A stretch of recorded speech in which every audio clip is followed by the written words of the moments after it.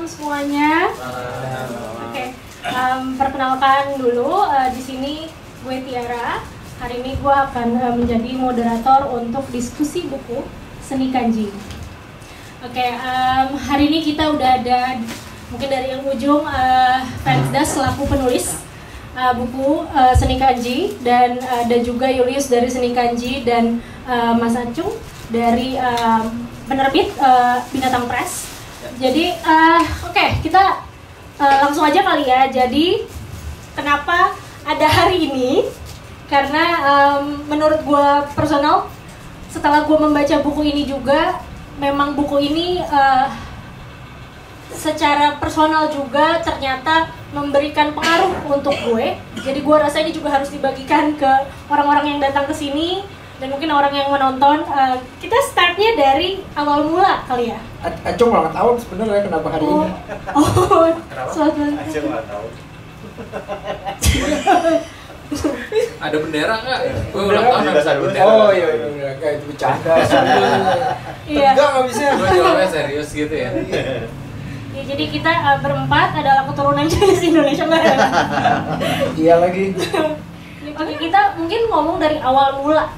Oke.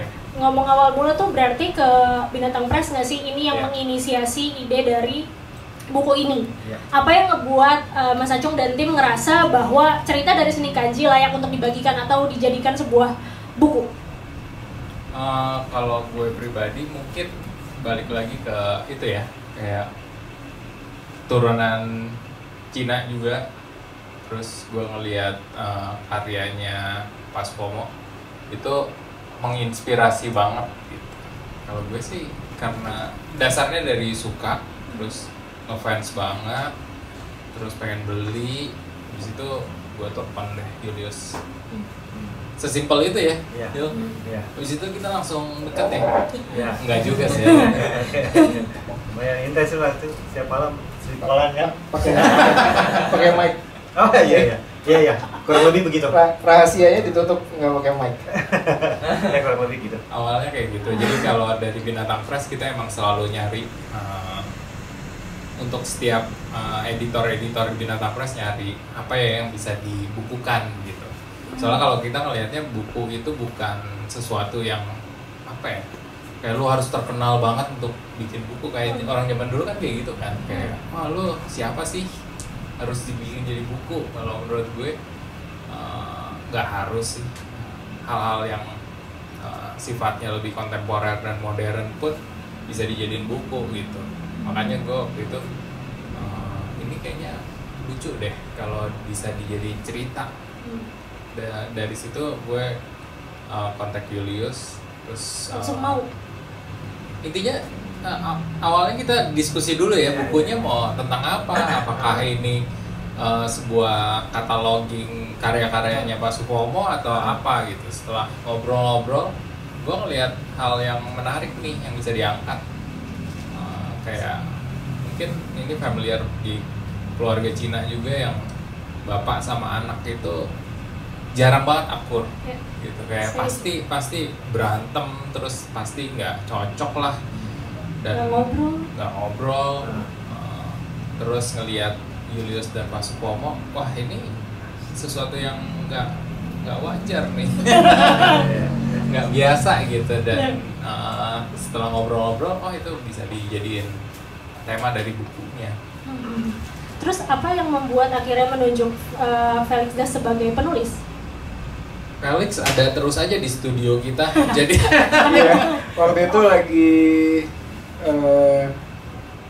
kuota internet terbatas, jadi suka ke kantornya. Musafir wifi. Termin bagus tuh. Musafir bandwidth. Iya, jadi tiba-tiba waktu itu di kontak ketika kalian udah ngobrol ya. betul. Nah, Kebetulan profilnya sama kayak Acung. Gue juga punya beberapa karya, waktu itu udah punya 2 kalau nggak salah. Bersama Binatang. Bukan karyanya Supomo. Iya. Satu hadiah ulang tahun dari mantan. dari mantan. Itu 2 Masih dekat ya? masih. Gue baik soalnya kayak gitu. Masih disimpan? Masih, soalnya Liverpool. Liverpool tuh abadi. Oh, gue inget Lex. lo sempet ngomongin itu di podcast kan? Iya. Nah terus gue jadi keinget tuh kayak kayaknya lucu deh. Ya jadi waktu itu ada sebuah era di mana sebelum dibuat banyak itu Seni Kanji menerima commission work. Iya. Jadi mungkin nanti Yulis bisa cerita, tapi waktu itu gue dibikinin hadiah ulang tahun, isinya 3 pemain Liverpool yang paling gue suka. Wah oke juga, tapi kagak nyambung masanya. Jadi tapi idenya baik lah. Jadi boleh lah sampai sekarang. Jadi ada Robbie Fowler, Steve McManaman sama Steven Gerrard. Oke. Ya, gue kurang ngerti tentang Nggak bola. apa-apa. Tapi itu emang ya kemudian akhirnya dari situ oh ya udah mau banget karena kalau gue pribadi tertarik dari orang tua tiba-tiba ada di sekitar gitu. Jadi kayak seru juga ya. Berarti kalau dari Yulis tadi ketika dikontak sama Acung gitu, lo langsung setuju atau enggak? Dan apa yang ngebuat oke, gas? Ya, jadi kan proyek Seni Kanji ini kan lahirnya benar-benar nggak pernah diduga sebelumnya kan, karena kan ayah saya pegawai pabrik gitu yang ngegambar tuh yang hobi doang, coret-coret. Jadi ketika ada yang mengapresiasi pesen commission itu tuh bokap udah seneng banget, dan gua pun seneng banget melihat bokap happy gitu ngegambar. Biasanya yang muji juga nggak pernah ada. Terus ada orang yang mengapresiasi pesen commission, terus ada yang mau bikin buku, ya masa aja ditolak gitu. Terus Binatang Press kebetulan salah satu penerbit independen yang gue suka. Gue punya bukunya, kebetulan buku yang Felix tulis, band kesukaan gue juga, White Shoes. Gue beli itu bukunya. Terus pas Acung ngontek pesen commission sebelum dia mau rencana bikin buku, pesen commission dulu kan. Terus kenalin gue Acung di Binatang Press. Wah, Binatang Press, gue punya buku lu. Langsung nyambung kan. Gue langsung tunjukin kan, ini gue punya buku lu yang Felix. Oh ya, nyambung langsung kan. Gue audiensnya dia suka karyanya bokap ya. Ya udah, itu berjalan natural aja chemistry-nya. Terus pas udah ada obrolan mau bikin buku, ayo kita garap, ada rencana untuk mempertemukan bokap. Ya udah, ntar mainnya ke Bandung. Gue temuin sama bokap. Ya udah, pas ada jadwal ke Bandung. Terus berapa hari sebelum dia mau ke Bandung, Acung ngabarin, Yus nanti yang mau nulis Felix Das. Ya gue langsung approve karena gue pecinta tulisannya dia dari zaman MySpace Multiply, dari zaman beliau nulis press release, fast forward dari 2006 lah. Ribut juga nggak? Ya, beberapa kali juga band yang gue manage juga gue minta lu nulis ya, salah satunya Angsa Serigala dulu. Jadi gue memang suka dengan diksi yang dia buat, narasi yang Felix tulis tuh, anjing keren banget gitu. Makanya Acung bilang, Felix yang nulis, oke gas gitu. Nggak butuh waktu lama lah, gue nggak banyak mikir, ayolah gitu. Tapi ngajak Pak Supomo apakah udah? Nah itu drama tersendiri. Karena bokap gue tuh orang paling antik yang pernah gue kenal di dunia ini. Emang aneh banget lah. Makanya pandemi itu ya. Zaman pandemi. Baru pelan-pelan kita mati. Abis itu tuh PPKM. Lu baru merilis itu kan, pelan-pelan kita mati. Iya PPKM. Iya jadi memang 2021? 2020. Oh. 2020. Terus tapi pertemuan mereka berdua datang ke rumah itu 2021. 2021 terus ya udah gue ajak bokap ke rumah. Ya gue sama bokap rumahnya nggak beda jauh lah, sekitar 3-4 km lah. Ya udah ini ada teman pengen ketemu, ngapain kan nggak dia susah dia untuk ketemu orang baru, orangnya memang ansos parah lah. Terus ya gue ceritain, ini Pak pengen ngobrol-ngobrol, pengen nulis buku ini dari penerbit.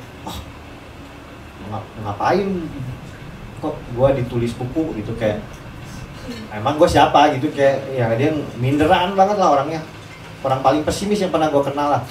Di buku itu juga ditulis gue memang sangat kecewa sama figur bokap dari dulu, dari kecil gitu, karena bokap gue tuh dari kecil nggak bisa gue jadiin panutan, nggak bisa gue jadiin teladan gitu, makanya selalu bentrok dalam hal pemikiran, dalam komunikasi yang sangat buruk. Makanya ketika gua ngelihat ada talenta bokap di ngegambar ini terus akhirnya diterima sama khalayak ramai, dengan terpaksa mau nggak mau gue jadi komunikasi setiap hari walaupun dia terus bentrok, nggak ada habisnya gitu bentroknya.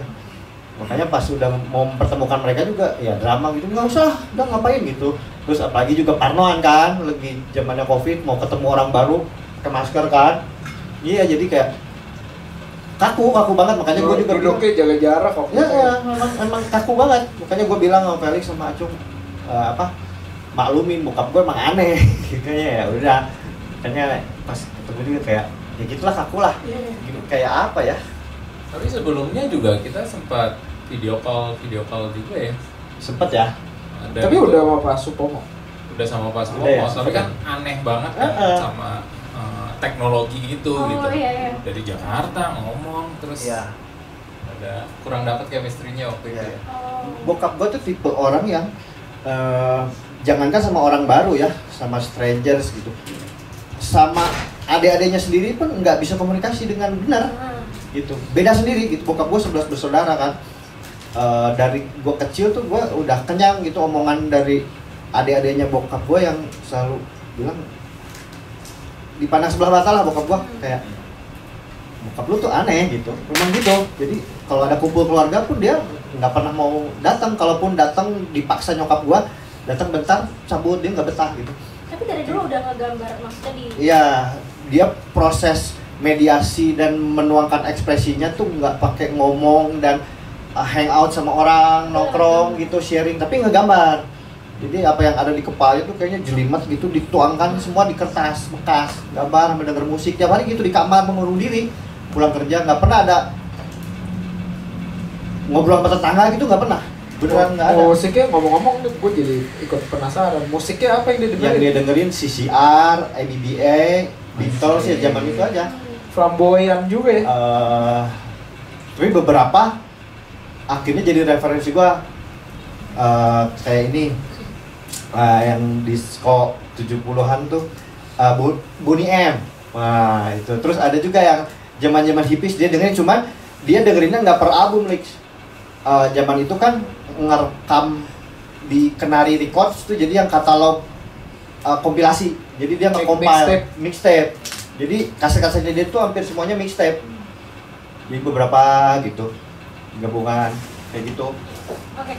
Tapi gue jadi penasaran dari sudut pandang kalian sebagai interviewer, riset, itu gimana pendekatan kalian ke Pak Supomo? Apakah sesulit itu kayak diceritakan oleh Julius? Terus gimana caranya akhirnya dia mau terbuka dan menceritakan cerita dia? 20-25 menit pertama kita kayak di scanning ya, cukup Di scanning tuh gimana? Diliatin kayak ngapain? Maksudnya apa sih ini orang gitu ya? Kayak dia mencoba mengenali gitu, kayak lebih berat dari PDKT kayak itu aneh banget ya maksudnya. Tapi Julius agak kebantu karena Julius sudah kasih intro kayak tadi dia bilang bahwa bokap gua tidak seperti orang biasanya. Terus dia parnoan, Tapi terus sudah seperti karya kata-kata yang dia tulis. iya gitu ya kan. nah Bertolak belakang dengan kewitian ya. yang ditawarkan. Nah itu dia ya akhirnya harus dibukain juga kalau memang semua teks itu gue yang bikin. Campuran. Ya Mix, jadi kolaborasi nih. ya sebenarnya karena teks itu banyak yang relate ke anak-anak muda gitu.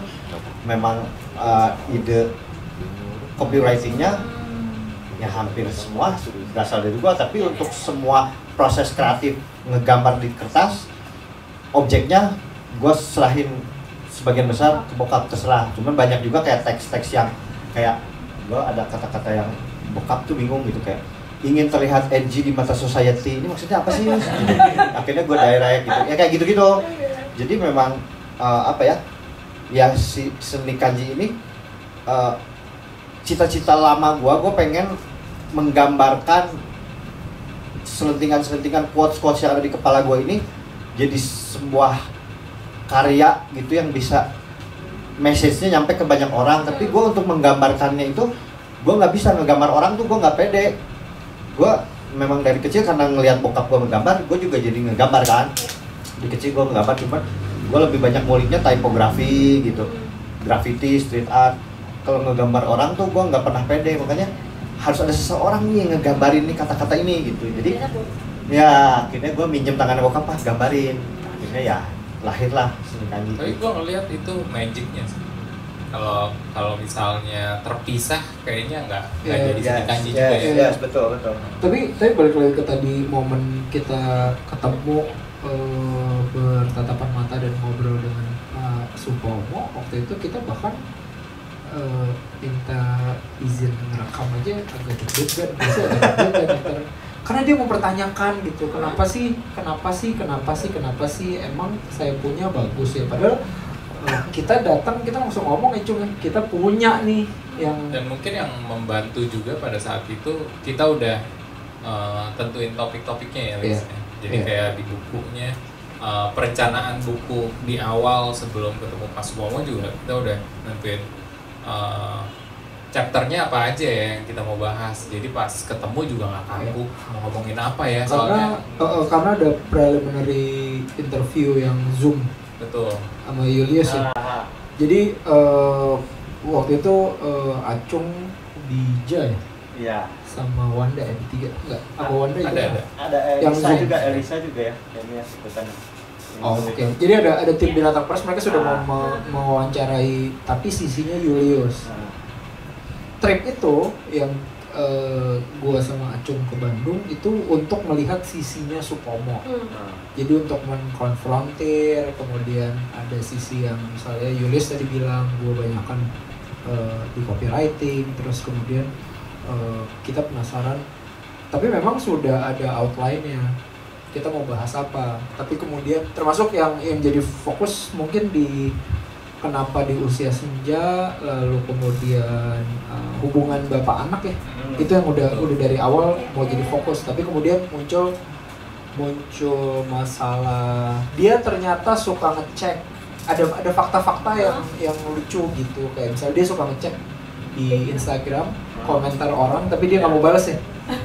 Ya, jadi Instagram Seni Kanji itu gue bikin memang khusus gue pengen bokap gue di masa tuanya itu kan kasihan ya, jadi dia sepanjang hidupnya kan pahit banget gitu, terus dia selalu udah nggak kehitung gitu, dia ngomong dari gue kecil pengen segera mengakhiri hidupnya, selalu dia bilang gitu, kayak nggak betah hidup di dunia tuh, merasa gagal, selalu ngedoktrin gue kayak gitu. Dan tapi anehnya dia selalu bilang kamu jangan kayak papa tuh gagal, dan makanya gue tumbuh dari sejak kecil remaja itu 180 derajat terbalik dari bokap gitu, karena selalu dibilang lu jangan kayak gue gitu. Makanya itu gue nggak lihat sifat itu di ayah teman-teman gue. Ayah temen gue kan selalu kayak, nih gue sukses, lo harus bisa lebih sukses dari gue, minimal kayak gue, kayak gitu. Jadi kayak ngasih tongkat estafetnya dan kayak ngasih trigger buat anaknya supaya sukses, minimal setara sama gue gitu. Nah bokap gue tuh enggak, bokap gue kayak cuma ngasih tau, lu jangan kayak gue tuh gagal, lu harus jadi cowok yang mandiri. Ya gitulah, jangan kayak gua gitu. Nah makanya gua dari kecil nggak betah di rumah, makanya gua udah kabur-kaburan nongkrong lah sama komunitas musik dari SMP, dari SD, malah SD kelas 5 kelas 6 gitu udah nonton band di Saparua, nongkrong sama anak-anak street punk. Nah dari situ gua hubungan sama bokap tuh emang gua nggak pernah punya kenangan, bahkan gua nggak punya foto bareng bokap waktu kecil tuh nggak ada. Nggak punya kenangan pergi bareng sama bokap, lihat temen-temen gua ke sekolah diantar naik motor sama bokap, gua nggak punya pengalaman itu. Sampai gua akhirnya SMA udah jarang banget di rumah, kuliah apalagi gua udah jarang pulang, terus kuliah sambil ngurus band, sering tour, udah nggak pernah, jarang ketemu, apalagi setelah married udah nggak pernah komunikasi juga jarang banget. Nah setelah gua jadi seorang ayah, itu trigger pertama breakthrough lah di kehidupan gue, kayak anjing gini ternyata ya rasanya gue punya anak, terus bokap ternyata sayang ke gue, tapi caranya memang begitu gitu. Caranya dia. Di situ gue proses revealingnya kita lah, gue minta maaf ke bokap, gue peluk bokap gue kayak di situ gue ngelihat wah dia dimerhatiin. Bokap gue udah umur 64 saat itu masih kerja di pabrik, naik motor butut, berangkat jam 6:30 pagi, pulang tuh jam 7:30 malam setiap hari. Jaraknya tuh hampir 20 km dari rumah ke pabrik gitu. Terus pulang tuh dia tuh nggak pernah, gue nggak pernah lihat bokap tuh mukanya ceria, nggak pernah. Selalu mukanya tuh yang ya hidup segan mati enggan tuh ya udah nggak pernah ada senyum mukanya tuh ya kusut aja setiap hari tuh gitu. Jadi gaji pas-pasan, ternyata pas belakangan gue tahu kerjanya ngangkutin karung gitu dari atas nge-QC gitu, baju-baju anak buat di ekspor ke Afrika, jadi perusahaan garment gitu. Terus gaji pas-pasan, dimarah-marahin mulu. Terus pas suatu hari gue ke rumah nyokap,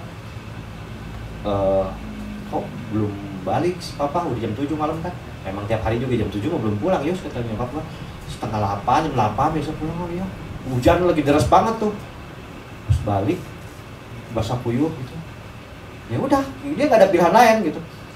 Tapi karena orangnya pesimis, jadi dari dulu setelah gue udah punya duit sendiri, adik gue juga punya duit sendiri, gue pengen modalin bokap gue biar udah coba nggak usah kerja kayak gini lagi, biar minimal usahalah gue modalin, ayo gue bantu. Tapi nggak pernah mau. Ya pernah ada suatu hari ya udah mau, tapi besoknya dia berubah pikiran, udah nggak usah lah. Ya karena mikirnya dia sadar diri, dia nggak bisa komunikasi sama orang. Ketika kalau bisnis dia harus basa-basi sama orang, dia yakin nggak bisa gitu. Dia udah nggak usah lah, udah pas sampai mati juga udah kerja aja gini di pabrik. Jadi bilang gitu kan. Itu mungkin menjelaskan kali ya jadinya ya, kenapa kalau pas waktu ketemu itu di lu kayak gue sih satu hal yang gue inget kayak dapet challenge gitu, message kayak mungkin tidak terbicarakan tapi kayak challenge lu ngapain sih. Iya. Tapi gimana kalian berdua akhirnya solve the 20 minutes di awal sampai akhirnya tadi dia mau menceritakan dirinya dan tertuang di buku ini. Kayaknya yang ngebantu sebenarnya ketika kita berangkat dengan apresiasi ya, kita bilang bahwa kita konsumen, Ya. terus kita menjelaskan, kayak kita lumayan artikulatif ya menjelaskan apakah ini garisnya, lucunya, apa yang gitu-gitu nggak sih? Seingat gue waktu itu ya kayak kita ngomong terus aja gitu. Ngobrol aja. Di pas pertemuan itu tuh bokap tuh udah muncul self esteemnya tuh udah kebangun kepercayaan dirinya, karena itu kok udah resign. Itu udah gue urus proses resignnya ke pabrik. Dia udah di full time artis, terus udah sempat di review sama beberapa media nasional. Udah pameran ya? Udah pameran di Grammars, dibikinin pameran sama teman kita, masih Ardo yang punya Grammars tuh. Ardo tuh ya salah satu desainer muda Bandung. Udah nggak muda lah. Ya generasi baru lah. Ya Bandung Design Biennale dan kawan lain-lain lah, dia bikin creative space. Dan ketika Ardo mengapresiasi, dia beli produk, beli kalender. Saat itu produk yang pertama kali gue bikin tuh kalender. Sesimpel ini gue bikin kalender itu, gue pengen ngumpulin gambar, gue pesen ke bokap. Jadi gue pesen itu, yang gue bikin art print itu gue order ke bokap, gue bayar. Karya aslinya gue simpen. Karena gue berpikir ketika bikin commission ini kan karya aslinya bokap tuh dipegang sama orang yang order, sedangkan gue nggak punya. Oh, jadi lu juga order? Gue order, nah gue scan, gue repro, karya aslinya gue simpen. Itu karya aslinya yang masih sampai sekarang jalan-jalan untuk pameran seni kanji, itu karya asli itu yang gue pamerin. Jadi karya aslinya gue simpen. Gue lihat juga cerita banyak seniman lain yang semasa hidupnya menderita, terus ketika dia udah meninggal, karyanya laku mahal di pasar-pasar lelang, tapi anak cucunya cuma lihat beritanya aja, wah karya bokap gua dilelang, dapat kebanggaan ya. Kebanggaan doang, nggak dapat apa-apa kan? Yang dapat tuh kolektor kan, yang punya karyanya. Makanya gua berpikir, wah gua mesti punya nih karya bokap. Nah, singkat cerita karya-karya itu gua pesen, gua scrolling Twitter gua, links quotes yang pernah gua tweet, celotehan caprukan gue di status Facebook gitu. Terus ya banyak gue juga nyatet quotes di notes gitu, gue kasih bokap gambarin. Nah terus gue bikin kalender. Nah terus gue bikin kalender itu, gue pengen di kalender Seni Kanji ini ada tanggalnya bokap, 8 April ulang tahun Pak Supomo. Itu pertama kali gue bikin kalender. Nah Ardo tuh pengen beli kalender. Jadi pertama kali itu kalender gue produksi, awalnya cuma bikin 150, nggak nyampe 2 hari habis kan. Situ banyak yang pada pengen, belum sempet gue pesen bikin lagi, cetak lagi sampai berapa kali repeat gitu. Bahkan sampai bulan April itu tahun 2021, kalender 2021, sampai bulan April tuh masih orang pesen. Nah salah satunya Ardo, gue pengen beli kalender Seni Kanji. Wah, Ardo mengapresiasi kan, wah berarti something nih. Terus setelah dia beli kalender langsung ngobrol, kita ngobrol, gue pengen bikin pameran yuk di Gramat gitu. Nah, itu sebelum buku ini sebelum. dan lain-lain, tapi itu kayak memberikan self esteem buat Pak Supomo. Jelas. Aku masih penasaran sama proses riset dan interview itu. Apa hal yang kalian berdua ingat sebagai penulis dan juga art director di sini, kayak kenangan tentang Pak Supomo di saat itu? Apa yang menarik yang kalian ingat? Dia gerilyawan dari gorong-gorong sih sebenarnya untuk urusan berkaryanya kalau menurut gua, karena ini juga yang kemudian akhirnya kita pinggirin karena ada satu cerita di Indramayu, akhirnya cuma jadi background ya. Kita nggak mau, kayaknya nggak begitu penting untuk diangkat. Ternyata ada irisan dengan periode 65 ketika banyak rumah ditinggalkan oleh pemiliknya entah kemana, tapi kemudian jadi itu malah jadi media mainnya dia. Jadi dia malah bisa melukis. Apa ya palingnya? Kapur? Pakai kapur dan arang katanya sih. Kapur dan arang, dia cerita sih gitu. Ya, jadi ada kayak gitu-gitunya tuh, kayak misalnya insertion kecil yang kemudian jadi wah, termasuk yang tadi ke potong main Instagram gitu, atau misalnya kayak dalam satu wawancara itu ya, kita mungkin ngobrol berapa ya, cuma 2 jam kali, ada nggak? Lumayan lama kok. Lumayan lama ya. Tapi kalau buat gue, yang gue lihat di saat itu, yang buat gue pribadi, yang apa sih yang lo dapetin dari wawancara itu selain bahan buat ditulis, buat di buku. Tapi kalau gue ngelihat chemistry antara Julius dan Pak Supomo sih, gue kira bakal sekaku itu.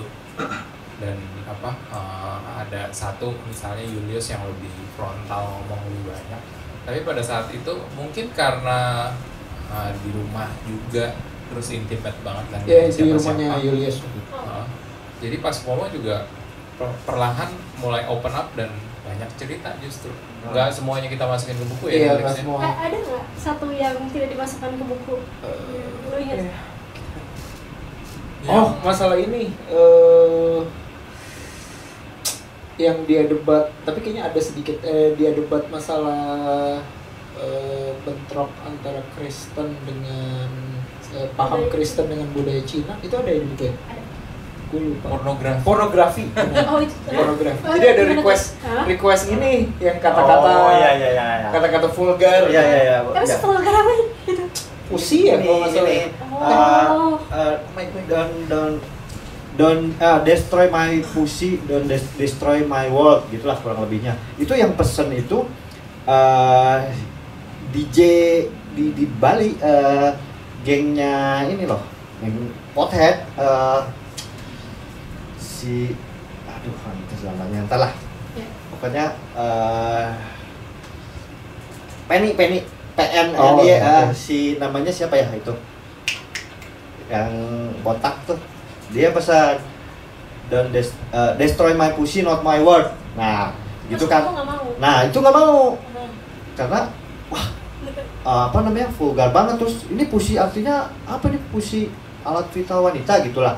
Jadi bokap gue tuh lulusan sekolahnya cuma sampai kelas 2 SMP, tapi dia nggak berhenti belajar. Ya karena kehidupannya dia udah aja di kamar gitu. Dunianya dia tuh di kamar. Di kamar tuh baca buku, baca koran. Terus setelah punya smartphone, googling. Jadi dia kerjanya googling.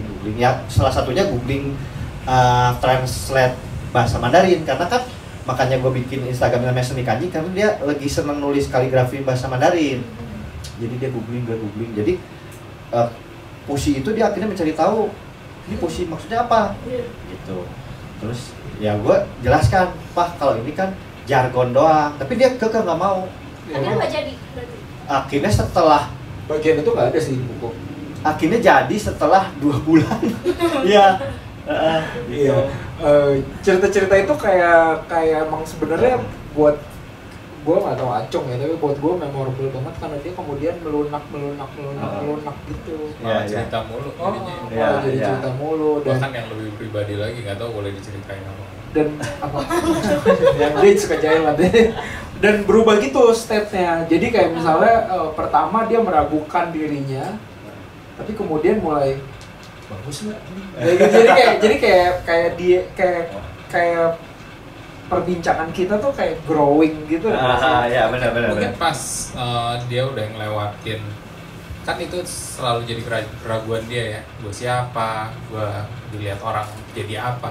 Tapi begitu itu sudah selesai ditanyain, ya kita kayak ngobrol, ketemu tetangga atau ketemu temannya. Gue ke rumah lu, kita ngobrol yuk. Jadinya lebih seperti itu. Ngobrolin senam pagi-pagi. Iya. Jadi dia kalau senam saking rumah di gang, jadi kalau senam di rumah Julius. Iya, karena rumah gua di komplek perumahan ada lahan taman hijau, dia tiap hari ke situ dan datang ke rumah gua juga kan ngasih gambar yang jadi. Gua yang ambil, gua scan, gua kirim ke pemesan, gua nge-brief lagi untuk gambar berikutnya. Jadi tiap hari ketemu. Dan ada senamnya tuh.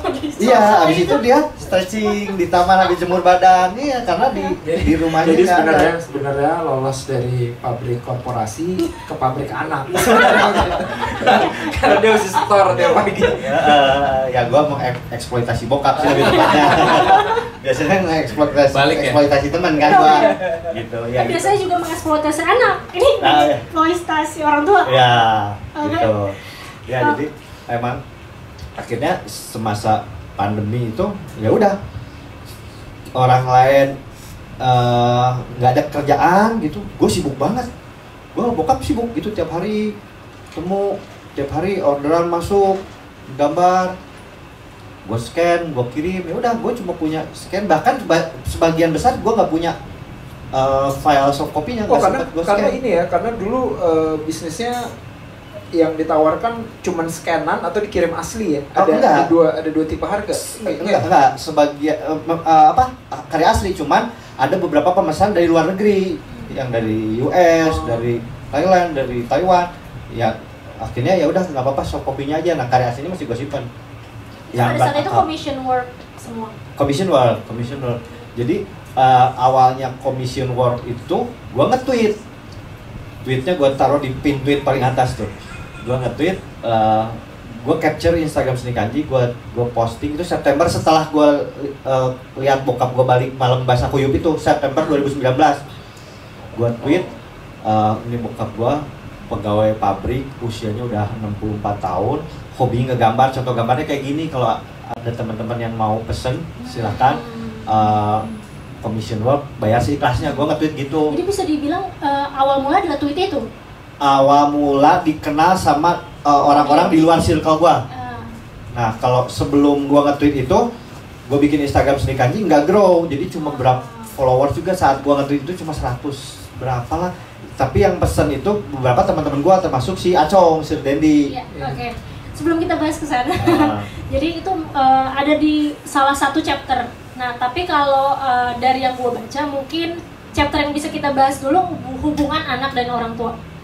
Nah, dari kalian sebagai penulis dan juga art director, hal itu gampang ditemukan, maksudnya gini, hubungan kalian dengan orang tua dan ayah, apakah itu juga yang ngebuat akhirnya part ini harus diceritakan juga? Kayaknya itu kita semua punya masalah sama ayah kita sih. Kayaknya itu persamaan. Lo mau curhat ya? Apakah kesamaan dimensinya itu? aja beda. Ya. Agak rebel kan? Agak rebel. Rebel mah enggak, cuman ya gitu deh. Ya tapi mungkin itu juga salah satu yang kita gambar di depan bahwa ternyata ini bisa jadi. Makanya akhirnya satu wawancara kemudian mengcover semua yang sudah kita rencanakan, termasuk satu yang memang mau di highlight dari awal itu ya Cung, hubungan ayah dan anak. Lantas dapat bonus bahwa ternyata ditarik-tarik kita semua kayaknya punya masalah ya. Kita Masalah ayah. Masalah apa? Kalau bapak gua pergi kebetulan, tapi kemudian pas balik lagi udah jadi kayak ada beberapa tahun nggak bersama. Ya. Gue nggak ada masalah sih. Nggak masalah sih, nggak pernah ngobrol aja. Tapi boleh nggak kesana ke hubungan anak dan orang tua? Menurut kalian apa? Ini kan kita bisa dibilang beberapa kesamaan keluarga Chinese Indonesia, anak laki-laki dan bapak laki-laki, apa yang ngebuat ada jarak di antara itu? Mungkin kalian ketiga punya kesamaan di antaranya? Udah pasti lah ya, kayak selalu ada orang tua atau ayah khususnya punya ini sendiri kan, kayak si anak lelaki ini, apalagi yang kalau buat gue anak lelaki paling tua gitu di keluarga, ada keinginan untuk dia harus bisa lebih dari gue, dan mungkin yang persamaan kita bertiga juga, kita bergerak di dunia kreatif kan, itu sesuatu yang buat orang Chinese yang tidak menghasilkan uang.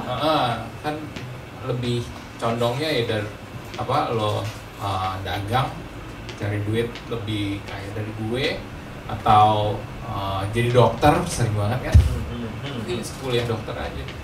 Dan kalau gue sih dari dulu gue selalu ya ke dunia kreatif mulu, sampai dulu gue kuliah fine art gitu, itu sesuatu yang selalu jadi problem di keluarga juga gitu. Itu di situ makanya gue ngelihat Julius sama Pak Supomo, gue ngelihat wah, kalau gue punya bokap kayak Pak Supomo kayak gimana ya gitu. Menurut gue itu buat mungkin personal banget buat gue ya, tapi gue ngelihat lo kerja sama kreatif lain itu butuh chemistry yang nggak gampang juga kan, kayak untuk lo kolaborasi sama si A atau si B untuk menciptakan karya yang disukain sama orang dan itu jadi diterima baik banget, itu jarang banget kejadian. Ini sama bapak lo gitu. Menurut gue kayaknya nggak, kalau dihitung pakai jari juga kayaknya nggak sebanyak itu. Atau minimal bisnisnya FMCG kayak gitu. Iya kan sih, Lanjutin toko bokap ya. Iya, toko bokap. Pakai istilah FMCG lanjutin toko bokap gitu. Tapi ya saya toko kelontong. Iya, apapun bisa restoran. Ya apapun. Tapi dia tahu nih sebenarnya dia kan punya bisnisnya, jadi sebenarnya sama. Bisnis apa? Kan lu bandar kantor. Tapi kan gue nggak ngelanjutin bokap. Bisnis Gue nggak dapet modal deh. Iya, tapi maksudnya kalau di gua sih sebenarnya jadi tertarik karena ternyata emang rekonsiliasi gitu ya dalam hal apapun itu ternyata bisa muncul di situ. Karena kalau gua pribadi ada fase di mana gua berdamai sama cerita yang ayah gua dan ayah gua punya. Tapi ayah gua sulit menerima, dia kayak ngerasa gua punya dosa sama lu lah. Ini udah gimana nih, udah repot nih, guanya udah santai, lu nya masih ini. Jadi itu kan sebenarnya satu keadaan di mana bisa jadi closure-nya nggak dapat gitu dari sebuah konflik gitu. Dan dalam konteksnya Julius dan Supomo, ya mungkin mereka jadi bisa bikin keadaan jadi lebih baik gitu. Itu yang kayak oke sih. Jadi mungkin karya Seni Kaji adalah tadi rekonsiliasi antara hubungan Pak Supomo dengan Julius. Bisa gitu? Iya, akhirnya ya itu tercipta nggak ada cita-cita ke arah sana sih. Gue juga nggak ada berpikir sampai sejauh itu. Dulu ya pas awalnya itu gue cuma sesederhana bokap gue ngegambar itu kan di kertas bekas dari pabrik dari bekas salah ngeprint, kertas bekas salah ngeprint gitu, dia bawa di bagian yang polos itu dia ngegambar pakai bolpen. Ya udah numpuk sampai berdebu, sama nyokap gue di kilo sama koran-koran. Nggak ada arsipnya. Itu nyebelin banget sih. Itu yang Jadi karya-karya bokap sebelumnya tuh nggak ada yang tersimpan. ada di loker koran. Iya udah terbuang gitu aja ya sama nyokap dikiloin, karena ya tadi gue bilang nggak ada yang mengapresiasi dan nggak ada yang berpikir ini jadi ada value-nya gitu. Baru disimpan setelah gue bikin Instagram Seni Kanji, gue fotoin, ya udah gue simpan gitu. Jadi karya dari yang pertama ada di feed-nya Seni Kanji itu ya itu yang gue simpan sampai sekarang gitu. Yang sebelumnya tuh nggak ada. Nah makanya nggak pernah berpikir kalau ini jadi medium rekonsiliasi lah, jadi proyek kolaborasi ayah dan anak. Nggak ada kepikiran ke sana. Gue berpikir ya udah aja lah bokap gue biar hasil gambarnya ini ya setidaknya diarsipkan, gue bikin Instagram. Udah nggak berpikir orang akhirnya ada mesen juga. Gue tiba-tiba si Acong ngontek gue, Sir Dendi, seseorang seniman yang gue kagumi karyanya dari dulu gitu. Dia ngegambar, gue dari dulu kan pas dia ngegambar, anjing Cong, dulu ngegambar simple tapi karakter banget dan wah anjing. Jadi gue dulu pas yang rilis album Bottle Smoker yang tahun 2011, gue bikin pameran, jadi launching album di Common Room. Gue ajakin beberapa seniman ngerespon, Ika Amel, terus si Acong salah satunya, Sir Dendi, terus si Recycle Experience. Jadi seniman-seniman lintas dimensi lah, bukan seni rupa doang. Ya waktu itu belum mahal seperti sekarang. Nah, si Acong, ya pokoknya ketika Acong muji-muji karya si Papa, terus dia pengen pesen, kan di situ juga anjir, serius Cong, serius anjing, yang telepon kan si Acong, wah gambar bagaimana vintage, kurang beki, gue suka banget, gue pengen pesen. Nah dia pesen tuh, ya udah apa 4 mini albumnya dia kan, singlenya dia, Jakarta Motor City, Anggur Merah, Gibson atau Epiphone, sama Chris John juara dunia. Itu 4 itu, ya udah satu persatu gue brief ke bokap, pulang kerja, terus ini gimana gambarnya, ini siapa? Gue jelasin, gue kasih lihat YouTube. Ini Pak, ini penyanyi solois temen gue, dia tukang gambar juga. Ya udah akhirnya gambar satu-satu. Si Acong seneng banget tuh. Dan itu karya itu belum jadi apa-apa, belum sempat gue scan juga. Jadi karya aslinya semua Acong pegang, tapi pas beberapa bulan kemarin ketemu dia, yus kita rilis yuk jadiin sesuatu. Ya ayolah, dia kan bikin workshop printing kan, sablon. Dia pengen Boleh balik ke rekonsiliasi lagi nggak? Dan gue bacain satu part yang ini ternyata lumayan membekas. Taruh dulu di situ mulu, lu punya masalah juga sama bapaknya. Boleh cerita loh. Apa macam apa? Jadi ada satu cerita, Julius kemudian ingat sebuah peristiwa. Pak Supu ngomong, oh enggak, dulu pas orderan lagi banyak, si Papa pernah curhat. Wah, kalau nggak ada kamu, Papa seumur hidup nggak akan pernah bisa jadi seniman kayak gini ya. Itu saya seketika berkaca-kaca, lagi ngomong ngebales dia.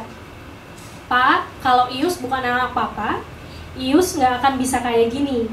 Saya langsung peluk si Papa kenceng banget sambil nerusin bilang, Ius bangga banget jadi anak Papa. Ya, itu lumayan berkesan. Ya, saya punya masalah dengan guru saya. Ya kan? Nggak kayak. Jadi yang juga menarik dulu tuh benchmarknya di interview, dia pada awalnya tidak mau menyebut dia sebagai seniman ya. Bahkan sampai akhir meninggalnya nggak mau. Karena benchmarknya Basuki Abdullah, Raden Saleh. Jadi betul. Mungkin pengaruh. Ya kalau seniman tuh harus ke level situ. Yes. Iya, buat dia seniman tuh sekolah seni rupa, punya karya yang agung, mahakarya yang di atas, yang di kanvas, terus kayak Nyoman Warta. Seniman, buat dia tuh seniman tuh itu gitu. Sedangkan gue coret-coret di kertas doang. Snowman sendiri. Iya. Seniman dari mana? Terus gue tunjukin karya, salah satunya karya Hakim. Gue kasih lihat karyanya Rukmala Hakim. Nih Pak, ini karya seniman Bandung, ini suaminya temen gue, kebetulan istrinya Riri kan, gue kenal dia zaman dulu jadi Tulus. Pas gue lihat karyanya Hakim di postingannya Riri, sih bagus banget, gue kasih lihat bokap, tumpah detailnya sampai gue zoom. Bokap gue minder lihat karyanya Irvin Jasta, lihat karya-karyanya teman-teman yang order kan, akhirnya banyak tuh kan seniman-seniman muda yang akhirnya order pengen kolaborasi, Ika Amel. Bokap gue tuh minder kayak, terus dengan polosnya, kenapa minta tolong gambar apa-apa, dia kan bisa gambar sendiri gitu, dia kan bisa gambar sendiri lebih bagus, ntar maksudnya apa, ntar diketawain lagi gitu, selalu gitu. Dia nggak pernah mau dibilang seniman tuh, terus dia selalu berpikir orang ini yang order itu teman-teman gua, itu teman-teman kamu aja. Terus gua bilang, apa ini yang order ini, gua nggak kenal. Gua bilang, terus akhirnya ya kayak ada Kompas TV gitu, pengen nge-interview, gua ajakin ke rumah gitu, ada di YouTube. Akhirnya dia ya kayak benar gitu ini gitu, apa bagusnya sih karya gue kok orang pada pengen pesen gitu kayak gitu. Terus yang lucu juga kan pas commission work itu akhirnya itu yang memutuskan gue untuk datang ke pabriknya bokap untuk ya udah resign aja, karena nggak akan mungkin bisa nih Pak ngerjain orderan ini kan banyak tuh. Setelah gue nge-tweet itu yang followers Instagram cuma nggak nyampe 150. Setelah gua nge-tweet itu, followers Instagram sehari jadi hampir 2000 tuh. Dan bukan cuma pertambahan followers, tapi ke gua mau WhatsApp dan nge-DM puluhan tuh hari itu. Viral ya? Iya, tuh sampai, dan itu di-retweet sampai 5000 lebih, dan komen-komen banyak juga orang-orang yang gua nggak kenal nge-retweet gitu. Yang disebut viral itu karena berlayer-layer gitu, orang yang nge-retweet temannya lagi gitu. Kalau cuma followers gua ya bukan viral lah, karena teman-teman gua doang. Kalau ini enggak, enak aja support teman gitu. Kalau ini kan orang yang nggak tahu siapa gitu nge-retweet, nge-komen, terus order kan. Terus gua bilang, Pak ini nggak akan bisa. Tapi ke bokap gua pengen tetap ambil gawe. Dia pikir nggak akan bisa lah, maksudnya ngegambar doang menghasilkan untuk menghidupi kehidupannya dia sama nyokap tuh. Dia nggak mau ngerepotin anak-anaknya.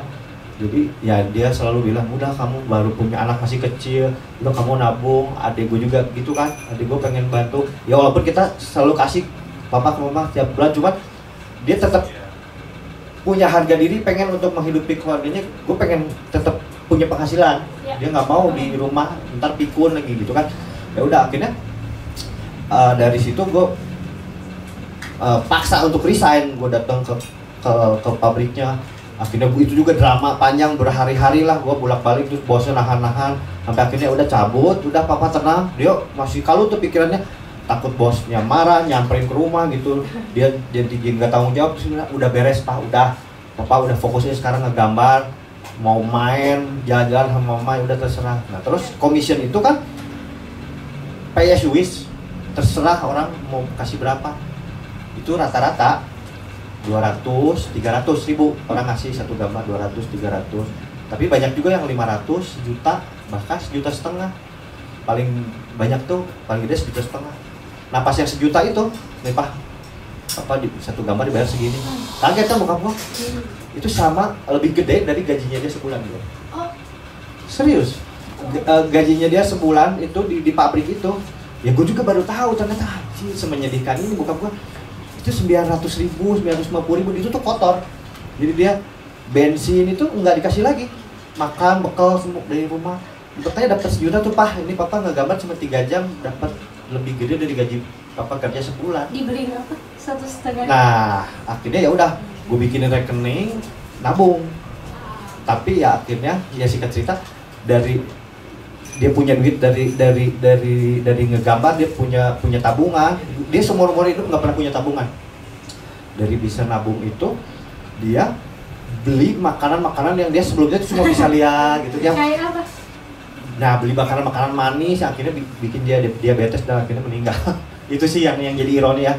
Yang gue kaget pas bokap gue meninggal, gue buka kulkas di rumah, makanan manis tuh, coklat, permen, dodol, madu, terus kayak ya dia beli aja gitu, kayak yang selama ini dia nggak pernah bisa beli gitu, kayak gitu. Oh ya terus tadi yang pas commission itu banyak juga yang 100.000 gitu kan, karena PSU ya udah 100.000. Ada yang 50.000, gue ingat saya pengen banget ada dari Jawa Tengah lah. Saya pengen banget pesen komisi ruang ke Pak Supomo, boleh nggak? Boleh bro. Ya udah, berapa? Ya terserah bro, bayar seikhlasnya. Saya cuma punya 50.000, boleh nggak? Boleh. Pak, nih Pak, ada yang mau pesan, dibayar 50.000. Bokap gua gambarnya sama seperti yang dia bayar 1,5 juta, dia tetap kerjain maksimal aja. Nggak dibedain, 50.000 udah asal aja, enggak. Udah, Pak nggak apa-apa 50.000, nggak apa-apa, dia tetap senang aja gitu. Di situ gua bilang, jadi bokap gua emang ternyata di situ gua muncullah kebanggaan, gua bangga jadi anak papa gitu. Dari situ bangunnya, makanya akhirnya di pas yang pertemuan sama kalian itu gue udah bisa komunikasi enak bro. Jadi gue bisa nge-bridging. Ya udah, gue bangga lah gue jadi anaknya papa gitu. Dulu mah boro-boro Nobi dan Angkuy Botol Smoker tuh saksi. Bokap gue nelfon gue reject bro.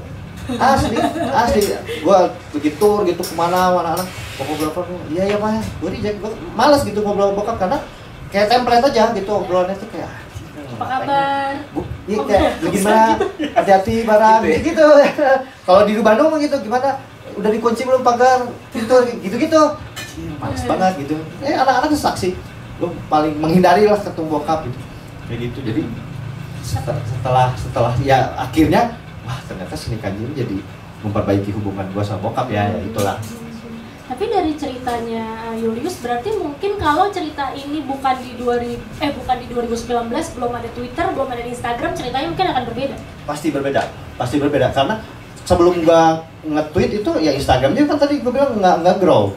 Ya udah yang pesan cuma teman-teman doang gitu. Berapa bulan ada orderan satu. Setelah yang Twitter itu akhirnya banyak kan orderan, dan setelah September 2019 itu kan orderan banyak itu nggak putus-putus tuh.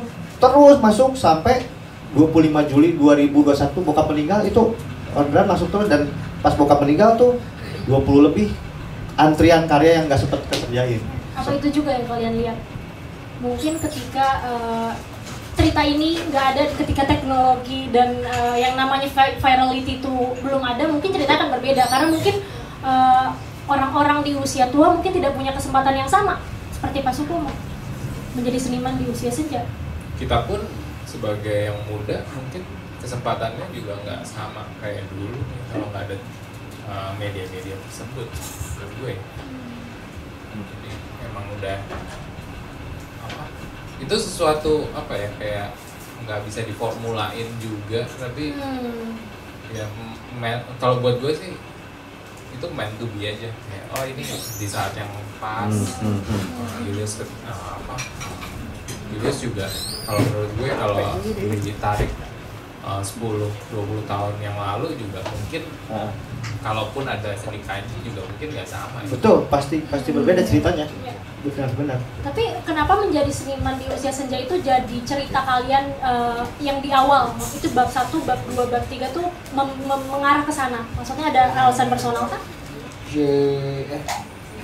Jadi penggarapannya secara teknis tuh kayak cerita disusun kayak setlist band manggung gitu ya.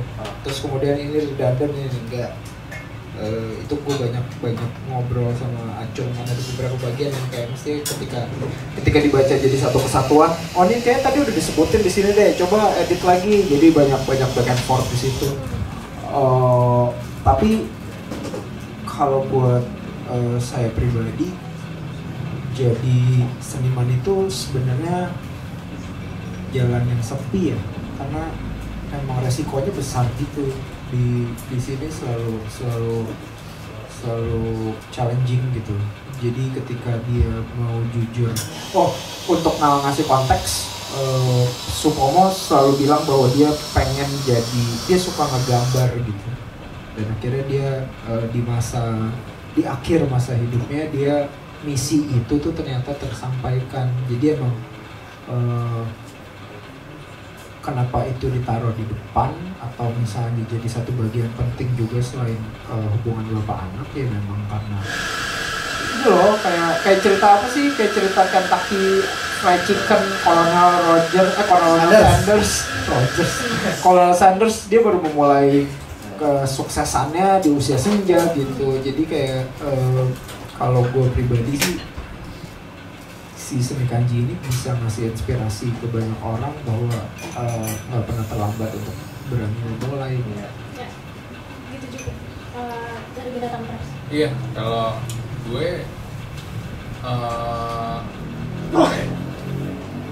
mungkin pengalaman pribadi juga kali ya, sebagai apa yang gue bisa relate gitu loh ke Supomo, kayak suka gambar aja kadang nggak cukup gitu, kayak emang itu udah jadi passion lo dan itu yang setiap hari lo lakukan, dan kadang orang nanya ngapain sih lo gambar gitu, nggak dijual nggak apa ya, emang gue suka dan itu jadi kebiasaan.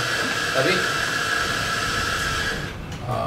untuk jadi seniman itu banyak faktornya, dan benar kata Felix juga, kalau lo mengambil keputusan untuk gue pengen jadi full seniman, itu kan perjalanan yang lumayan sulit gitu. Dan kayak kalau pengalaman gue pas kuliah pun, dari awal kalau lo mau belajar jadi seniman pun itu individualis banget.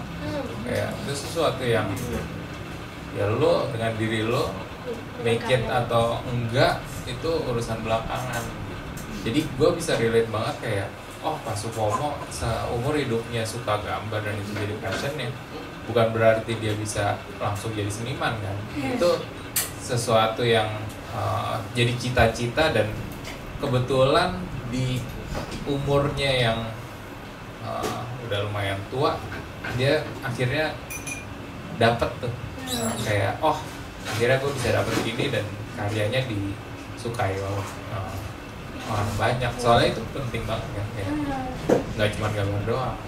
Dan itu again memberi inspirasi buat teman-teman untuk kayak ya lu nggak akan ada kata terlambat atau apa ya, kayak gue udah tua nih, gue nggak mau jadi seniman gitu. Banyak banget yang gitu kan, kayak udah telat masa gue udah berbisnis misalnya, jadi di restoran atau jadi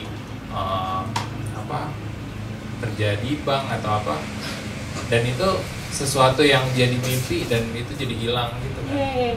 Dan kayak Pak Supomo di akhir hidupnya bisa mewujudkan mimpinya, dan jarang mungkin kita bisa bilang yang seperti itu, Pak Supomo. Kalau gue ingat satu hal, gue kasih nyokap sama bokap gue baca gitu. Bokap gue mau diem aja, nggak kasih komentar. Nyokap gue bilangnya gini, singkat banget ceritanya, kayak I want more katanya gitu. Iya udah nggak bisa segitu aja gitu. Jadi enggak, tapi ini kayak orang ini ceritanya oke banget kayak gitu. Jadi kayak buat gue, nyokap gue pegawai BUMN gitu sampai akhir karir profesionalnya. Buat gue ketika itu bisa relate ke orang yang cenderung kaku gitu, jadi kayak ya berarti ini memang spesial aja kisahnya. Karena jujur setelah baca buku ini gue jadi pengen nanya ke nyokap mau bikin apa gitu, apa mimpi yang mungkin nggak pernah kewujudan. Lo mention sesuatu yang jadi gue keinget. Nyokap gue pelukis, dan sampai dia meninggal dia nggak punya nggak dapat rezeki kayak Pak Supomo yang mewujudkan karyanya. Itu juga mungkin di subconscious gue itu yang ngasih relatability sama ceritanya Pak Supomo kali ya. Lu mention itu tadi gue langsung keinget itu ya. Kita punya masalah yang sama. Ya, tapi soalnya itu part yang lumayan menarik gitu loh, ketika gue ngeliat mungkin banyak orang yang tidak bisa mewujudkan apa yang memang dia inginkan, dan tadi Mas Supomo bisa mewujudkan itu. Tadi ya, ketika Felix tadi menyinggung bokap gue memang hobi menggambar, dan gue barusan mikir kayaknya nggak pernah satu hari pun bokap gue nggak menggambar. Gue bisa pastikan nggak ada satu hari pun bokap nggak ngegambar. Gue ingat banget pas zaman gue kecil masih ke gereja bareng keluarga, pendeta khotbah tuh bokap gue tuh ngegambar, nggak dengerin khotbah, serius. Gue ingat banget. Jadi coret-coret itu di notesnya dia selalu coret-coret. Dan ketika dia gawe yang sebelum di pabrik ini kan dia gawenya dulu di dealer mobil Honda pakai kemeja, dia kan ngurus spare part, dia kan karena orangnya detail jadi ngurus spare part gitu, pembukuan gitu kan, pakai kemeja, di kemejanya tuh ada kertas-kertas bekas gitu, itu tuh setiap pulang tuh pasti ada gambar-gambar. Dan itu pun yang membuat gue pun secara nggak sadar ya gue pertama kali ngelihat orang ngegambar ya bokap gue gitu, jadi gue suka juga ngegambar. Dan gue dari zaman SD, SMP, SMA, kuliah, buku gue tuh di belakang tuh pasti gambar-gambar, pasti guru nerangin, dosen ngajar tuh gue nggak dengerin, gue nggak gambar kayak gitu. Dan ya akhirnya gue bisa bangga sebagai anaknya Pak Supomo. Akhirnya apa yang menjadi ada mengalir di darahnya itu seni, cita-citanya yang udah lama dia kubur itu ya akhirnya terwujud. Itu akhirnya diapresiasi orang dan akhirnya orang melabeli seniman ya itu mah give aja gitu buat kita gitu. Dan gua yang sekarang kecipratan ya tanggung jawab iya, ya rezeki juga iya gitu, gua akhirnya bisa nerusin gitu apa yang bokap gua tinggalkan gitu. Karena dari dulu bokap selalu bilang, kamu jangan kayak papa gagal, papa tuh orang gagal, papa tuh nggak bisa mewarisi apa-apa kalau papa nanti mati, selalu gue bilang gitu. Dan gue ngeliat teman-teman gue, bukan cuma teman-teman gue yang Chinese ya, teman-teman gue yang lain pun, semua teman-teman gue kayak, wah kalau bokapnya meninggal dia dapat warisan, ada perusahaan, ada minimal ada toko, ada apa yang bisa diterusin gitu sama anak-anaknya. Bokap gue kan enggak, bokap gue pegawai pabrik gitu sampai usia 64 aja masih gawe sama orang, jadi kuli, jadi buruh kasar. Terus ya udah gua diciptakan, didesain jadi pribadi yang bener-bener lo harus bisa berdiri di atas kaki lo sendiri, lo nggak bisa ngegantungin apa-apa dari gua. Dan ketika bokap gua meninggal itu ya nggak ada yang namanya warisan berupa surat berharga emas gitu, atau ya jangankan properti apalah jam tangan mahal gitu kan, nggak ada. Ya udah, tapi warisannya dia buat gue jauh lebih besar gitu dari warisan teman-teman gue yang diwarisi pabrik lah, katakanlah toko gitu. Gue kalau ngebongkar karya asli itu nangis gue tiba-tiba mata gue berair. Gue setiap karya itu kan ada dramanya, setiap gue ada ceritanya gitu. Gue setiap gue ini ngebrief gambar ini ke si bokap dulu panjang gitu, harus ketemu debat dulu anjir. Terus gua ambil tangan gua getar gitu anjir. Terus gambar karya aslinya itu nanti kalau misalkan ada pameran seni Kanji, coba datang lihat karyanya aslinya tuh raw banget gitu, ada tip X-nya gitu ketika salah itu. Terus bekas arsiran pensilnya tuh nggak dihapus gitu, masih ya nggak terhapus secara sempurna, jadi masih ada. Terus kalau salah ada tip X gitu. Terus kadang ditempel, lu lihat kan ada yang ditempel pakai kertas lagi gitu, ditempel karena untuk mengulang lagi dia ngomel gitu kayak susah lah, lama lagi gitu, jadi dia tempel gitu.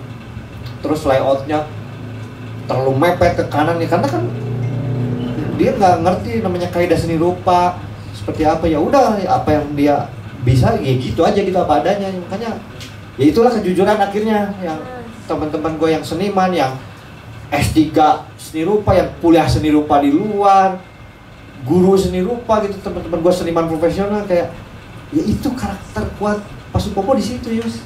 Akhirnya kayak pas pameran di Gramas juga Mas Arin Sunario gitu, terus datang bikin gambar, terus ini Mas Arin Sunario, anaknya Pak Sunario, bokapnya langsung berhenti. Kan itu lagi live drawing kan di Gramas, terus berhenti. Anaknya Pak Sunario seniman besar itu Yus. Tutupin gambarnya, diketawain gitu. Mas Arin, gila Yus. Terus akhirnya Mas Arin ya cerita panjang lebar lah. Oh, jangan diketawain Mas, karya saya cuma coretan gini aja. Bokap gue gitu lah. Ya kenapa, justru saya kan dia pesen kan, Mas Arin sama Mbak Cagi kan pesen, ya emang suka Pak. Terus akhirnya dia cerita ya kalau saya memang suka karakternya Papa, Pak Supomo yang kayak begini nggak ada Pak yang kayak begini Om, katanya gitu. Ya kayak gitu-gitulah. Akhirnya ya di situ juga gue kayak wow ternyata gitu. Dan tadi juga sempat yang dibacain di buku itu, gue beneran nangis meluk gitu, kayak ya bokap gue berkali-kali bilang, wah kalau nggak ada kamu nggak bikin Instagram ini, nggak memperkenalkan karya bapak di sosial media gitu, nggak bisa jadi saya gitu. Terus gue bilang juga kalau misalkan gue bukan terakhir jadi anak papa, gue nggak akan bisa bikin ini. Karena apa?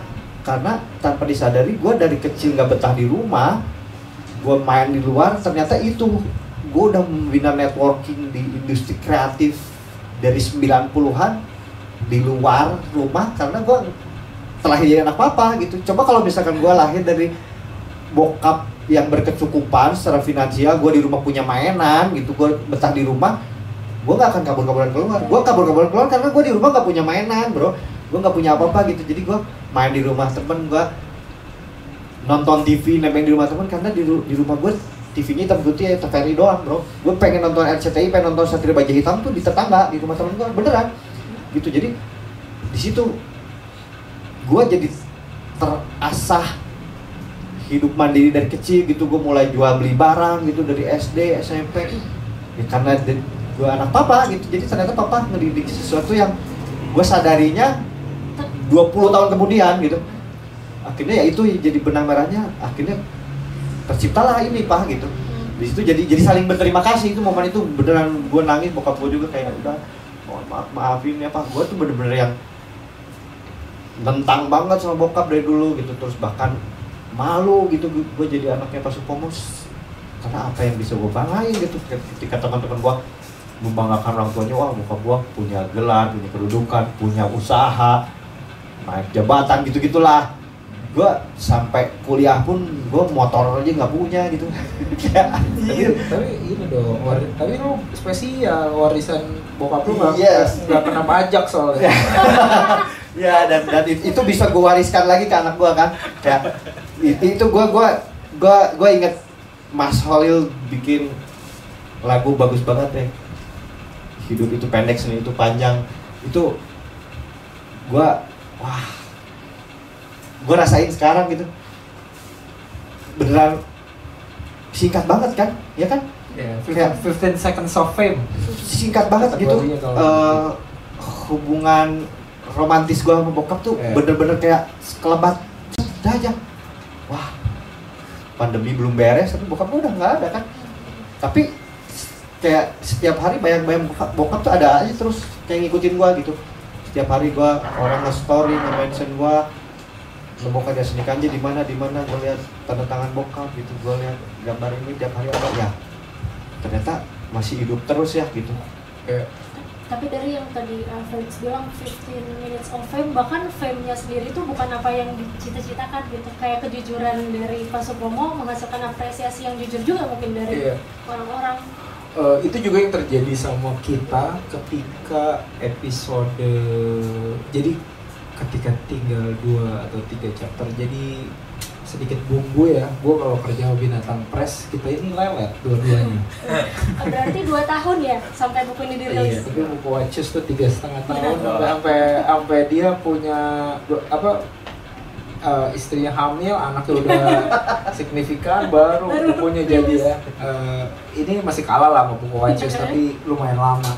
Waktu itu ada pendingan 2 atau 3 chapter gitu. Terus tiba-tiba kabar itu datang.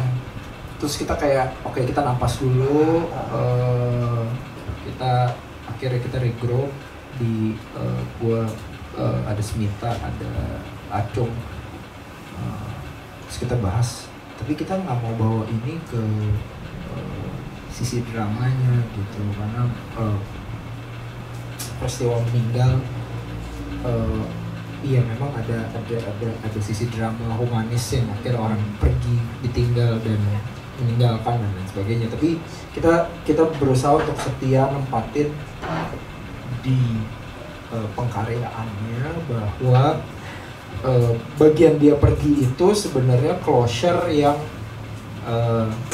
biasanya begini gitu. Jadi emang beneran kayak toh juga ceritanya nggak selesai gitu, atau ceritanya selesai untuk memproduksi karya baru tapi sebenarnya idenya terus terus hidup gitu. Mungkin ya benar juga, hidup itu pendek, seni itu panjang. Iya. Setuju. Setelah memakan waktu tadi, berarti 2021 sampai Juni 2023 buku ini dirilis. Setelah selesai, apa yang ada di pikiran kalian masing-masing? Setelah itu sudah menjadi buku ini. Gue sih lega karena debat sama Acung lama banget tuh. Boleh nanti kita bahas itu ya, debat sama Acung gimana? Jadi kalau gue pribadi, mazhabnya gue pengen bikin karya yang bisa dijangkau sama orang banyak. Tapi kemudian Acung, jadi salah satu yang jadi perdebatan adalah menggunakan gambar apa enggak di depan ya. Itu awalnya gitu. Gue bilang nggak bisa, ini udah ada semuanya di dalam. Terus kalau dari sisi gue kayak ya udah nggak bisa. Gue sekarang pengen stitchingnya ini harus benar karena karyanya ini spesial dan lain sebagainya, dan itu udah wilayahnya dia gitu. Akhirnya gue membiarkan prinsip gue kalah karena ya udah oke deh, akhirnya Itu ide lu juga Pak. jangan dia ngotot dia waktu itu. Jadi makanya itu lumayan secara teknis karena ada proses teknisnya lumayan ya. Iya. Lumayan. Jadi kalau tadi pertanyaannya setelah bukunya jadi, gue sih happy banget soalnya kita nggak compromise apa-apa di buku ini sih. Kayak itu kan sesuatu yang ya kalau lo punya klien lo harus ikut ini ikut sana. Ini benar-benar representasi kita buku Seni Kanji harus seperti apa. Kalau dari gue di penerbit kita berusaha ngasih value lebih ke Seni Kanji gitu. Kalau kita value banget gambarnya Pak Supomo, gaya posternya dan bentukannya seperti itu, dan kita pengen nyoba di sisi desain itu kita bisa tarik seperti apa ya gitu, untuk bisa diterima dan lo bisa menggunakan ilmu yang kita punya untuk menjadikan ini buku yang menarik gitu, nggak cuma naruh doang terus kasih tulisannya. Jadi di segala hal di buku ini itu benar-benar kita secara benar-benar dipikirin ya, dari penulisannya tadi interview doang atau harus ada ceritanya juga. Di situ kita banyak diskusi sama Felix juga, kayaknya nggak tanya jawab gitu ya Alex ya. Iya, jadi karena itu lumayan nggak membiarkan imajinasi jalan. terus itu berubah jadi lebih cerita, terus lagi chapternya itu juga benar-benar kita pikirin sampai eksekusi terakhirnya dengan hand stitch juga itu juga ngasih value lebih ke pembacanya untuk experience sesuatu yang menarik juga. Karena desainnya juga ada yang nyambung. Desainnya juga ada yang nyambung, Pak. Itu Iya. menjadi salah satu alasan. Betul. Terus penggunaan gambar dan tulisan yang nggak nyambung secara Ya itu kenapa? langsung. Kenapa nggak dibuat menyambungkan antara tulisan dan gambar? Ya itu juga banyak pemikiran ya. Iya, waktu itu kita berdebat masalah akhirnya kita sampai ke pemahaman ini dua hal yang jalannya barengan tapi nggak nyambung. Nggak nyambung. Jadi lo bisa menikmati karyanya Pak Supomo dengan menikmati gambarnya dan tulisannya, tapi lo juga sambil menikmati karyanya Pak Supomo lo bisa dapetin ceritanya. Jadi dimensi itu yang kita pengen tampilkan di buku ini sih. Jadi nggak yang lagi ngomongin tentang bapak anak misalnya, terus gambarnya juga bapak anak, itu kan kayak sise banget gitu. Itu kita ngasih dimensi lebih ke buku ini. Plus ini ya, tadi kita sempat rencana ada gambar khusus yang dibuat ya, tapi kemudian gara-gara peristiwa Pak Supomo meninggal ya, akhirnya nggak jadi kejadian. Tadi ngomongin soal debat dan buku ini memakan 2 tahun. Debat apa lagi kalau dari sisi Acung dan Biran? Itu di setiap sisi ya pasti ada Iya, bolak-baliknya banyak banget gitu. Gue pribadi bahkan ini ada Dija dari Binatang Press, dia follow up gue sering banget gitu. Ini cerita lucu sih, gue kayak anjing gue capek banget nih kayak maksudnya secara karena waktu itu adegannya lagi Acung, Gan ini ada yang redundant nih, lo udah cerita ini di depan segala macam. Dija kayak berminggu-minggu follow up gue gitu, terus giran gue balas, gue bilang tahan belum ketemu hilalnya nih, gini tiba-tiba dia cuti. Pas dia cuti diganti sama koleganya namanya Ryan, gue langsung setor. Jadi kan dia disikat di dalam. Ini si Ryan minta langsung jadi. Jadi itu kayak, aduh, terus gue jadi, gue gak enak juga. Dia berminggu-minggu nanya. Oh, gak sengaja kan? Gak sengaja.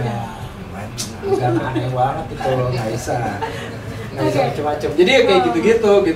Kayak sebenarnya karyanya, makanya ketika rilis tuh kayak,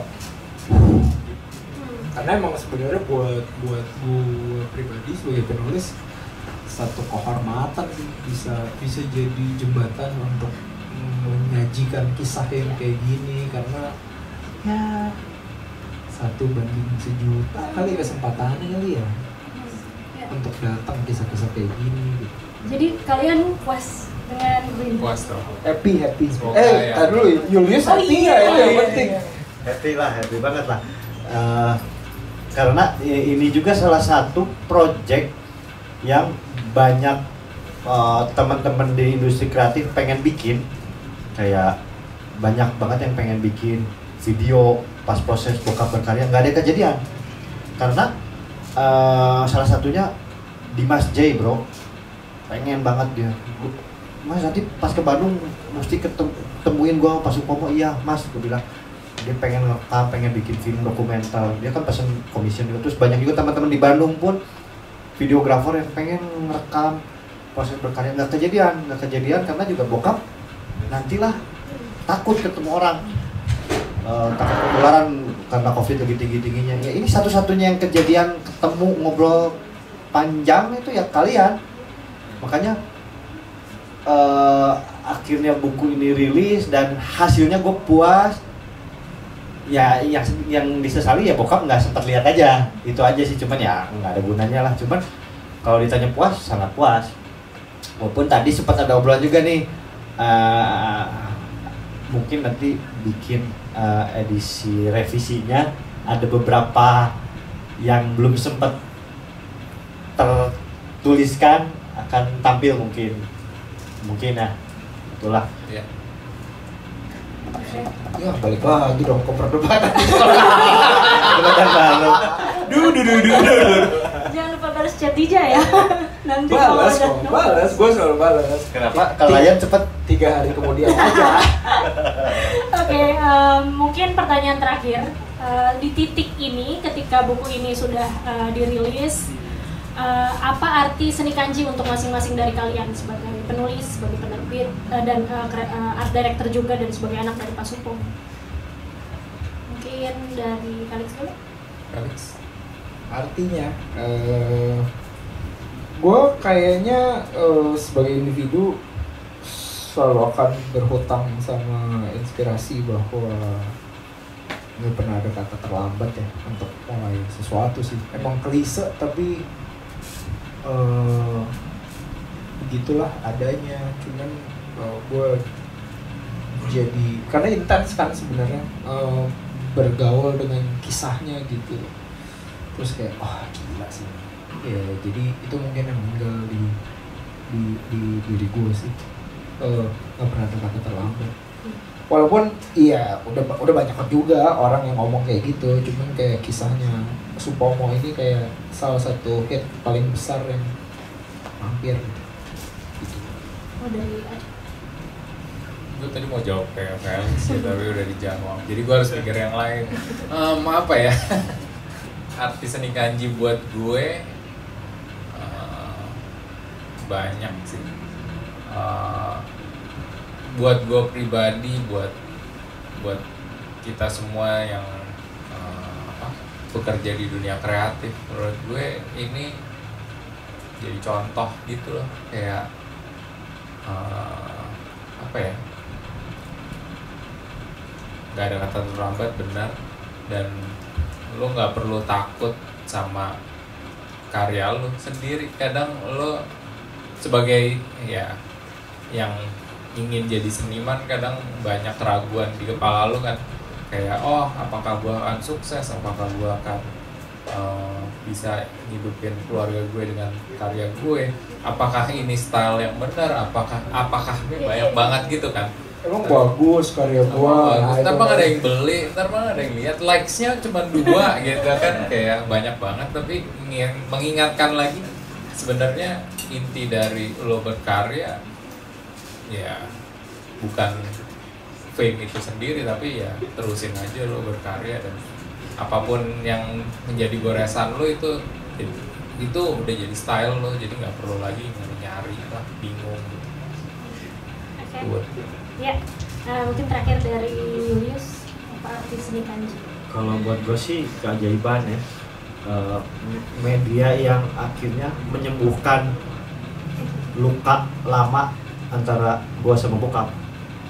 Lukanya itu udah sedemikian hebat, udah sedemikian besar, udah sampai separah ya gue udah malas banget ngobrol sama bokap, udah kecewa banyak lah gue kalau diceritain panjang banget lah, gue banyak kecewa gitu sama bokap. Bokap juga begitu, banyak kecewa sama gue karena ya gue jadi anak yang tidak seperti yang dia harapkan gitu. Tapi akhirnya ada ide ini yang datang dari sang pencipta gitu, mampir di gua, gue bikin ini akhirnya merajut kembali hubungan itu, bahkan jadi sangat intim gitu gue sama bokap. Gue ingat banget di masa pandemi itu, ya itu juga kalau nggak pandemi bisa jadi ceritanya nggak kayak begini, bisa jadi lain. Karena kalau nggak pandemi artinya gue disibukkan dengan kerjaan gue, ngurus band, tour, ngurusin toko. Nah cuman saat pandemi toko tutup, kegiatan band tiarap, jadi akhirnya gue punya kegiatan baru, ya inilah itu gue ngerjain seni kanji. Jadi pandemi juga jadi berkah. Gue ingat juga di masa pandemi itu setiap hari ketemu, ngobrolin tentang karya, ngobrolin tentang seni kanji, tentang brief dari orang-orang pesen. Terus juga gue jadi melakukan kegiatan yang belum pernah kepikiran bahkan sama gue sebelumnya. Salah satunya kan gue nyukurin bokap gue. Ya itu juga kan karena bokap juga nggak mau ke tukang cukur kan, nggak berani kan ketemu orang. Ya udah, terus tolong cukurin, ya udah gue nyukurin. Terus sempet gue foto, gue pakai timer gitu. Terus gue kayak gue mengalami masa ini awkward banget gitu, kayak cukurin terus kayak ya banyak hal-hal yang nggak pernah kepikiran terjadi, akhirnya terjadi gitu di waktu yang singkat itu gitu sama bokap. Makanya ya salah satu kata sih keajaiban sih buat gue seni kanji gitu. Terima kasih. Ya. Mungkin kita buka sesi pertanyaan. Silakan. Ya. Oke. Jika ada. Di sini ada yang mau tanya? Enggak. Oke. Gue ini ngeliat teman agak enak nih. Oke.